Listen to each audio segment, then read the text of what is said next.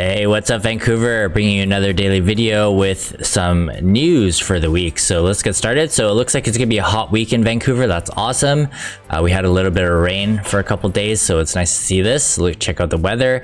It's gonna be anywhere from the mid 20s all the way up to 26. So that's really exciting.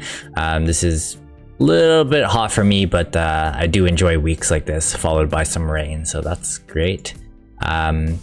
The next news, we have Vancouver just got a brand new radio station, so this is cool. A new radio station launched in Vancouver Monday, bringing a mix of smooth tunes, Motown, and R&B to the city's airwaves. The station is called Wave 98.3, so again, that's 98.3, so check it out if you do listen to the radio. I stopped listening to the radio. I'm actually curious. Leave a comment below if you guys still listen to the radio. I know a lot of people still do. I'm just very curious because now I listen to more so stuff that is on Spotify or YouTube Music, so actually curious how many people, again, listen to the radio now. Those who tune in can expect some ballads from big stars, including The Weeknd, Adele, and Michael Bublé, mixed with some other chill choices, so that sounds really good. And there's a list of hosts right here, which you can pause the video and check out. So great. Next up, we have Vancouver ranked one of the world's best destinations for bachelorette parties. So this was quite surprising for me.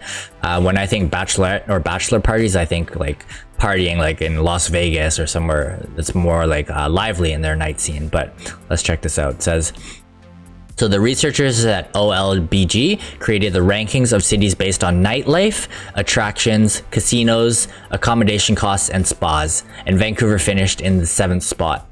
So it says our lively city beat Miami, Singapore, London, and even Las Vegas. So that was quite surprising to me.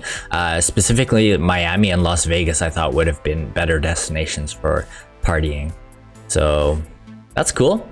That's nice to see. And I guess like with the nature and stuff like that and the spas, we also have casinos and a little bit of nightlife. I guess we surpassed those other places.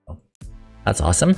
Next up, we have some not so good news. Bank of Canada says inflation to spike beyond 8% this week. So 8% is actually very high if you're not aware. It says inflation is high sevens, said Macklem, referring to the 7.7% spike seen in year-over-year inflation back in June. So this was just a month ago, we reached 7.7, and it says this increase broke a 39-year record and looks like we're on our way to break another. So 7.7 broke an almost 40-year record, which is crazy. So if you guys are seeing prices rise in food from eating out or groceries or rent, this is exactly why. So he does have some good news. Again, we can't really trust people's predictions, but he does say he does believe that it will gradually drop in the second half of the year by quite a big amount. So we'll see if that comes true. But for now, make sure that you're taking care and protecting your wealth, as well as looking for ways to earn more money, because we are definitely entering some hard times, which will create strong men, hopefully. All right, next up, we have nearly half of vaccinated Canadians say they don't want the booster shot. So looks like this pandemic is coming to an end. It says, when it comes to the third dose of COVID-19 vaccines, Canadians who were once for the most part on board now appear to be split right down the middle. According to a newly published Angus Reid survey, half of the country wants a booster shot as soon as they can get it. On the other hand, 2 in 5 vaccinated Canadians are not so keen on taking another jab. It says, with participants from all over the country, those from Alberta were least trusting of the vaccines, with 36% saying they believe vaccines are ineffective at protecting them against COVID-19. Meanwhile, just about half, so 49% of participants from BC believe the vaccine was effective against infection more than any other province. So that was actually quite interesting to hear. I would have thought it would be opposite, that people in BC were more against the vaccines, but looks like half of them believe that it provides some sort of safety. I found this to be interesting. It says the most skeptical among the survey participants are men under the age of 55. So that would be me, quite skeptical. Alternatively, women over 45, like my mother, were least likely to be skeptical of the jab's effectiveness. So that's very interesting to see. I don't think that's much of a surprise though. All right, next up we have Here's Who ranked as Canada's fastest internet service provider. Can you guys guess? Do you think it was Rogers? leave a comment down below, pause the video, let me know if you think it was Rogers right now.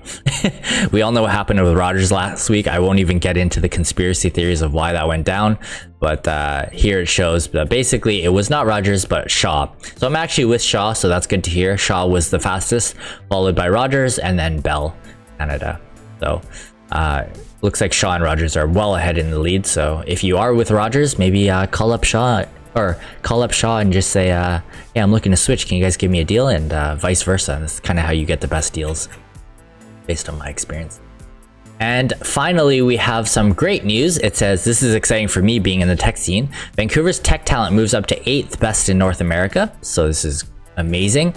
Vancouver is now ranked 8th in North America, up from 28th in 2018, 12th in 2019, and 11th in 2021. So we moved up 3 spots from last year. It says Vancouver is just behind Boston and ahead of Dallas/Fort Worth. If you actually take a look at this, it's quite interesting. It says Vancouver's largest tech occupation is software developers and programmers with about 52,600 workers. So it's pretty crazy, these numbers, when you just think of Vancouver being such a small city, and then you look at there's almost 53,000 developers and programmers. So that's interesting. It says the average wages of this occupation have grown by 24% to 97,000. So that's a decent wage. I know it definitely wasn't like that when I was as a programmer many years ago. So it's nice to see it growing by exponential amounts. And I think this has a lot to do with the pandemic and stuff like that. People working from home and people are really increasing the salaries to get people back at jobs, because now people are realizing that they can be free, they can be independent, they can be freelancers and not have to go into the job, as well as work from home and make their money that way. So that's probably why you see an increase in salaries. So this kind of makes me want to pick up a side job just for fun. It's pretty high. You can check out this list, which is actually quite surprising. So see, Toronto definitely beats us with 3rd because obviously they're bigger. Seattle is actually up there, which is interesting. Obviously everybody knows San Fran is the #1 spot, but you'll be surprised to see Vancouver is here and it beats out places like LA, which is quite interesting. I would have thought LA would be bigger. And yeah, we're moving up the ranking. So great news for Vancouver. Staying in the tech scene is obviously really important, especially with cryptocurrencies and all that stuff. Yeah, hopefully you guys enjoyed this news. God bless, take care, enjoy your week in Vancouver.